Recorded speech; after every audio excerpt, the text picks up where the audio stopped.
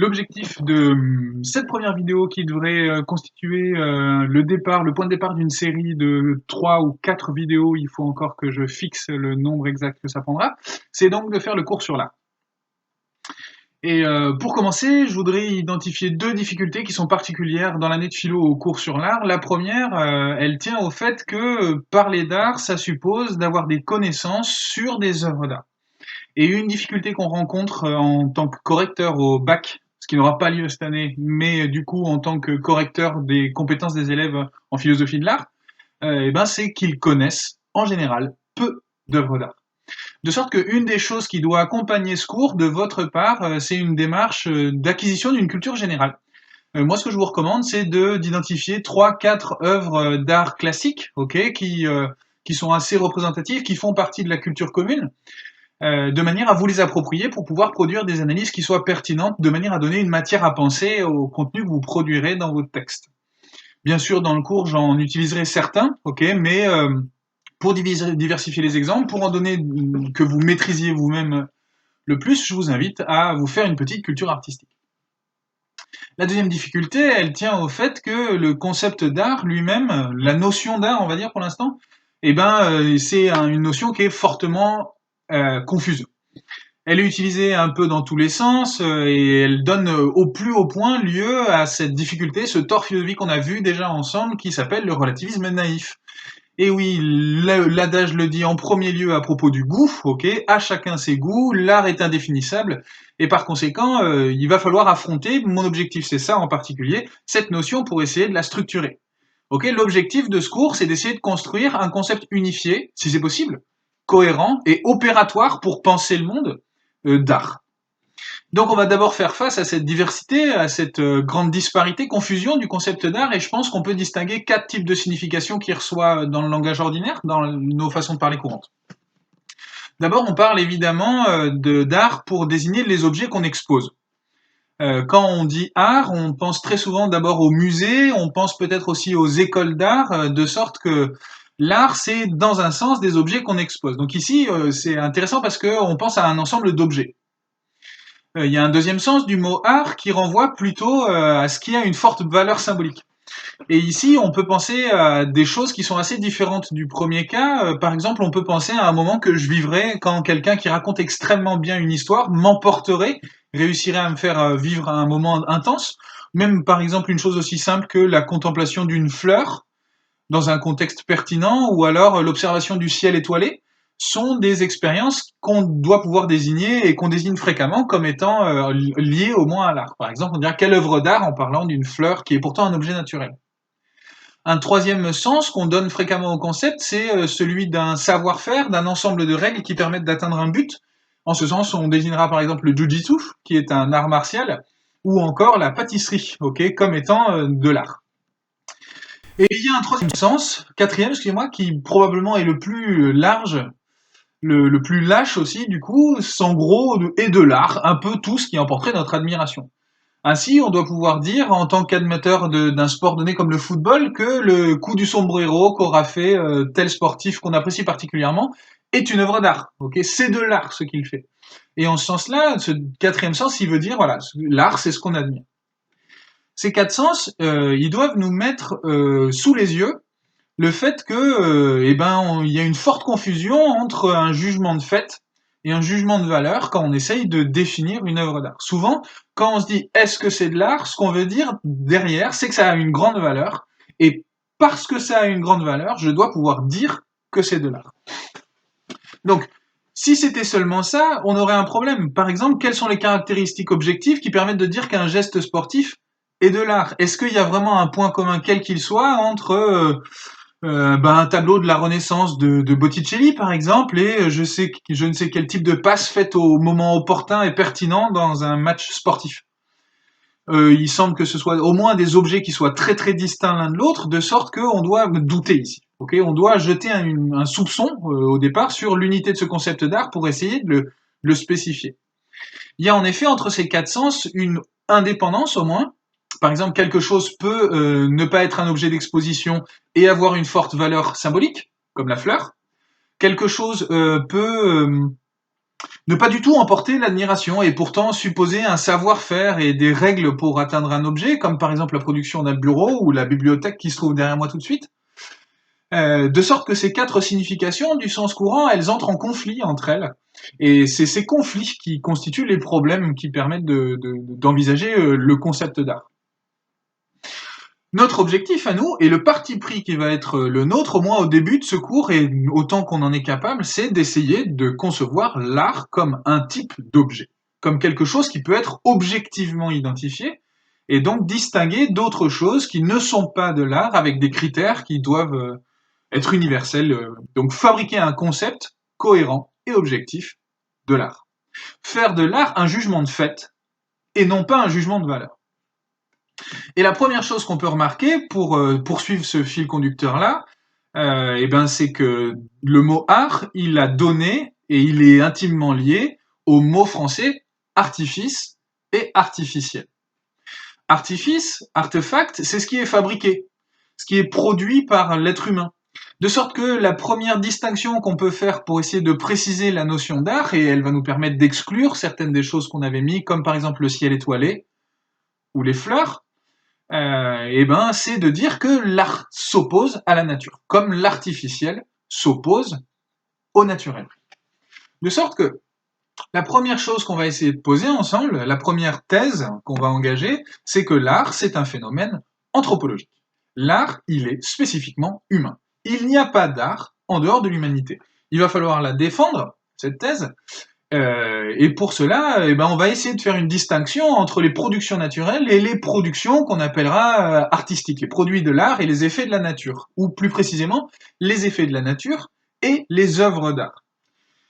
Si par exemple il y a un processus de production comme celui qu'engage un volcan quand il projette de la lave en fusion qui finira par former une boule, ok, on a bien un rapport de causalité qui permet à un objet final, comme par exemple une pierre volcanique, de se former à partir de ce processus de causalité. Mais quand il y a une production artistique, quand un artiste produit une œuvre d'art, il y a une différence, c'est que l'artiste, il a pensé l'objet avant de l'avoir réalisé. C'est une distinction qui est faite traditionnellement par un texte de Kant qu'on trouve dans la critique de la faculté de juger. Je vais le prendre avec vous maintenant parce que ce texte est assez classique pour qu'il puisse nous donner facilement, il va falloir le temps que je le retrouve, un critère de distinction. Donc je vous le lis. C'est au paragraphe 43 de la critique de la faculté de juger, et voilà ce que Kant écrit. On distinguera l'art de la nature, comme le faire est distingué de l'agir ou de l'effectuer en général. Et les productions ou les résultats de l'art, considérés en tant qu'œuvre, seront distincts des produits de la nature, considérés en tant qu'effets.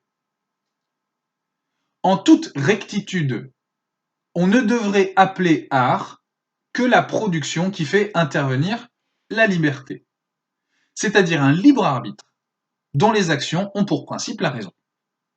Car, bien qu'on se plaise à qualifier d'œuvre d'art le produit des abeilles, les gâteaux de cire construits avec régularité, ce n'est que par analogie avec l'art. Dès qu'on a compris en effet que le travail des abeilles n'est fondé sur aucune réflexion rationnelle, qui leur serait propre, on accorde aussitôt qu'il s'agit d'un produit de leur nature, c'est-à-dire de l'instinct. Et c'est seulement à leur créateur qu'on l'attribue en tant qu'art. Alors on ne revient pas sur la dernière phrase du texte qui envisage l'idée qu'il y aurait bien la possibilité de penser la nature comme une œuvre d'art, et ici Kant il fait référence à la possibilité de l'existence de Dieu, ok, c'est ce qu'il veut dire quand il parle du créateur des abeilles qui serait le véritable artiste, si vous voulez, de la ruche. Ce qui va nous intéresser, nous, c'est le critère qu'il formule, qui est en fait un critère de distinction que vous connaissez bien, c'est l'opposition entre nécessité et liberté. Cette pierre volcanique qu'on avait montré tout à l'heure comme un effet de l'éruption, effectivement, c'est le pur résultat de la nécessité de l'ensemble des phénomènes, des micro-causalités qui vont produire telle aspérité de la pierre, tel décalage, tel torsion qu'elle aura à tel endroit, ok, chacune de ces parties de la pierre sera exactement le résultat de la nécessité causale qui l'aura formée au moment où elle est formée. Par contre, l'argument de Kant revient à dire qu'une œuvre d'art, elle n'est pas le produit d'une telle nécessité. Et l'argument central qu'il faut avoir à l'esprit, c'est cette distinction qui fait en fait entre l'abeille et l'artiste. L'idée qu'il y a derrière le texte, c'est que l'artiste, il se représente l'œuvre d'art avant qu'elle existe. Alors que la bombe volcanique, elle est seulement le produit inanticipé d'une série causale aveugle, l'œuvre d'art, elle est pensée avant d'exister. Elle existe en tant que représentation antérieurement à sa production, c'est-à-dire qu'elle est l'objet d'un rapport de finalité. C'est la finalité du travail de l'artiste qui existe en tant qu'œuvre d'art. Et donc, ça veut dire que pour qu'il y ait œuvre d'art, il faut qu'un être insère ses fins dans la nature. Donc en ce sens-là, l'œuvre d'art, c'est au plus haut point un objet de la culture. Un objet de la culture parce qu'effectivement, il faut que l'artiste, il anticipe, il prévoit l'ensemble des particularités qui seront celles de son œuvre d'art. Et donc, il se produit en temps, il se fait lui-même insérant des finalités que la nature n'avait pas en elle. Il se représente avant qu'existe l'œuvre, l'ensemble de l'effectuation qui conduira à sa production. Alors ça peut être, ici il y a tout l'enjeu du lien avec les moyens par lesquels on produit une œuvre d'art, mais il reste que ce que permet de montrer Kant, c'est que, il le dit dans la suite du texte d'ailleurs, si je retrouve dans la nature un objet comme par exemple une planche sciée au milieu d'un marécage, eh ben je vais l'identifier tout de suite comme étant quelque chose qui est fait par l'homme. Effectivement, comme cette œuvre, elle est produite comme répondant à une fin, ok, elle est découpée, elle répond à une certaine géométrie, elle a souvent un ensemble de caractères qui nous permettent de nous identifier, de nous reconnaître en tant qu'être humain dans cette œuvre d'art-là.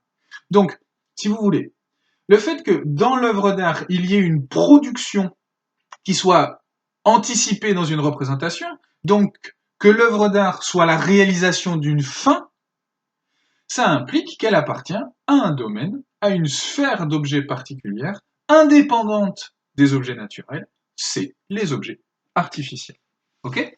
Donc, si on veut retenir ça, ce que veut dire le texte de Kant et ce qui permet d'établir cette distinction entre l'art et la nature, c'est ça.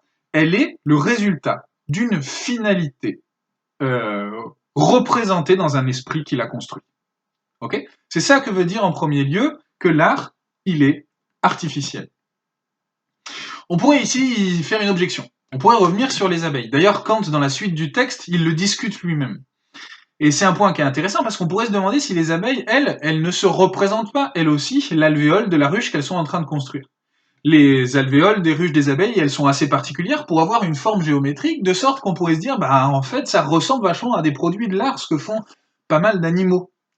Mais il pose une mention et ici il revient dans un groupe d'arguments qu'on a déjà rencontrés ensemble depuis le début de l'année, qui consiste à reconnaître que les animaux ne produisent pas librement.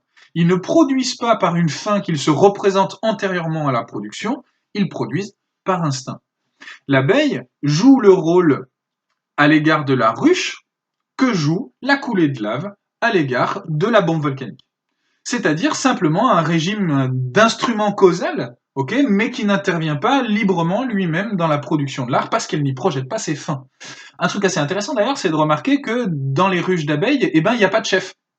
Il n'y a pas d'architecte pour les ruches d'abeilles.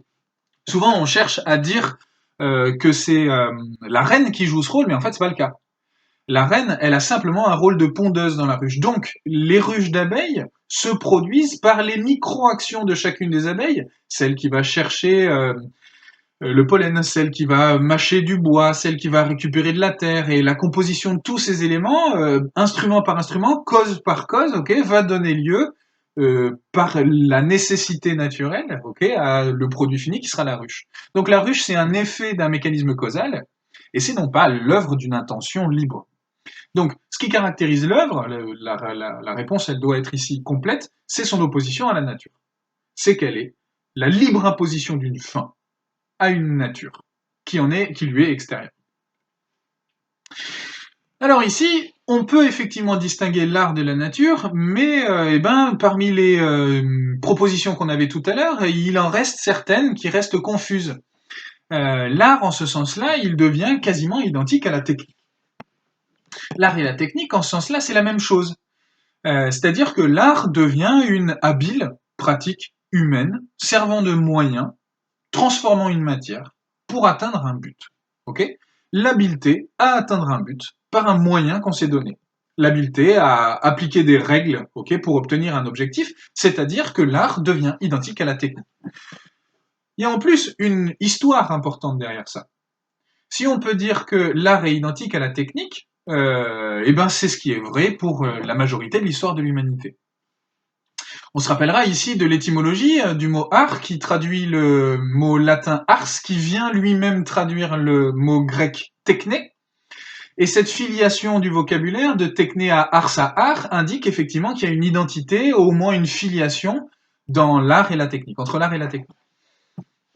Si on regarde d'ailleurs un peu l'ensemble de ce qu'on peut appeler les œuvres d'art dans l'histoire de l'humanité, eh ben, il y a une identité complète entre ce qui peut être de l'ordre de l'ornement, on peut penser par exemple aux bijoux ou alors aux manches de couteau qui sont sculptées ou encore aux parures, ok, aux plumes qu'on a pu se mettre, au type de coquillages, aux pierres qu'on a pu utiliser pour parer les corps et aux symboles identificateurs, comme par exemple les blasons qu'on a pu utiliser sur les boucliers, les drapeaux, etc.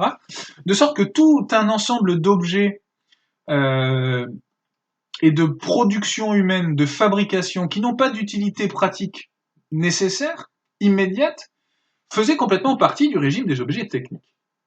On peut encore une fois penser aux vases de l'Antiquité grecque sur lesquels on représentait traditionnellement des objets mythologiques et des scènes de la mythologie.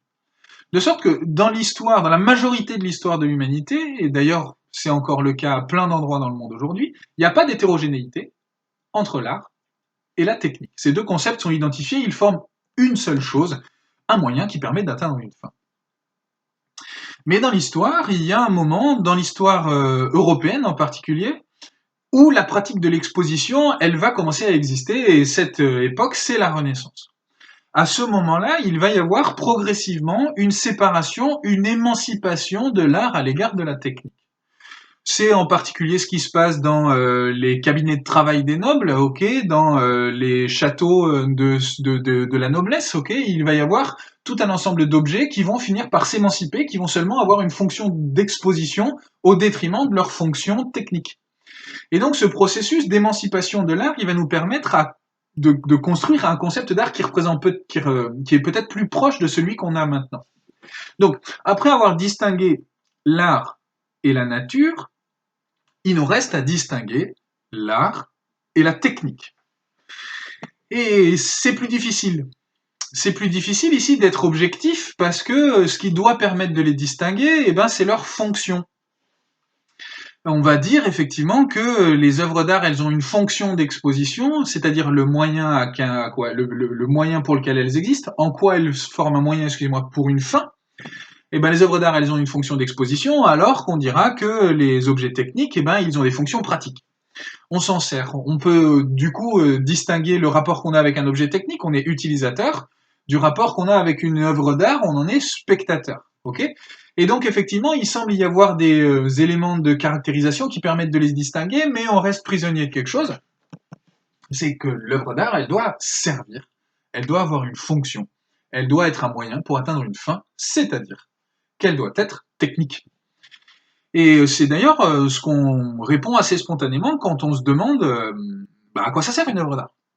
Pourquoi on met un objet sur un mur, pourquoi on construit des objets dans des musées, on les expose, pourquoi on fabrique des statues au milieu des places publiques. Bref, à quoi sert une œuvre d'art? Et mes élèves me disent habituellement 3 types de réponses, et je pense que c'est assez révélateur de ce qu'on a en tête en général dans la rue. Des idées communes qu'on a sur l'art. Je crois qu'on va dire d'une part que elle peut avoir une fonction de décoration, de divertissement, ok, l'œuvre d'art. D'autre part, elle peut avoir une fonction d'expression, ok. Une œuvre d'art, elle peut, dit-on, faire passer un message. Et elle peut aussi avoir, on dit souvent, une fonction de documentation. Je pense qu'on pense souvent ici à ce qui se passe dans les musées. Effectivement, il y a plein de musées qui ont une valeur historique. de sorte qu'on arrive clairement à identifier des fonctions, des fins, des buts de l'œuvre d'art. L'argument que je veux déployer ici pour montrer qu'il y a quand même une distinction à faire entre art et technique, c'est que aucune de ces fonctions ne permet de définir une œuvre d'art. On peut parfaitement faire passer un message avec autre chose qu'une œuvre d'art, par exemple un livre théorique, un essai, par exemple un pamphlet, je sais pas sur sur la fin du monde, sur les effondrements, c'est pas une œuvre d'art, c'est un essai théorique, mais il fait bien passer un message. Donc faire passer un message n'est pas spécial à l'œuvre d'art. Quand on est par exemple devant la télévision, et qu'on regarde un programme de divertissement, ou quand on est dans un spectacle comme un spectacle de gladiateurs, ou alors un combat de coq, on est bien dans des moments de divertissement. Quand on joue, quand on est devant un match de foot, ou quand on est soi-même en train de jouer, on est bien dans du divertissement, mais c'est pas des pratiques qu'on va qualifier d'artistiques. De sorte que le divertissement et la décoration ne définissent pas l'œuvre d'art. Inversement, il y a des œuvres d'art qui n'ont pas des fonctions de décoration, ça c'est quelque chose sur lequel il faudra revenir, mais il y a des œuvres d'art dans l'histoire qui sont mises dans des endroits où on ne peut pas les voir. En particulier des œuvres qui appartiennent à l'art religieux, elles sont placées dans des situations inaccessibles à l'être humain. Leur caractère sacré fait qu'on les place en dehors de toute exposition, au sens où on pourrait les voir. Donc elles n'ont même pas une fonction de décoration. Et enfin, documenter un document historique comme un texte écrit par quelqu'un qui a vécu l'éruption volcanique de Pompéi, elle est complètement indépendante de quelque chose de l'ordre de l'œuvre d'art. Par conséquent, ni la fonction de documentation, ni la fonction de divertissement, ni la fonction de transmission d'un message ne définissent l'œuvre d'art. Donc ici, on a un problème. L'œuvre d'art, il semble échapper au domaine de la technique.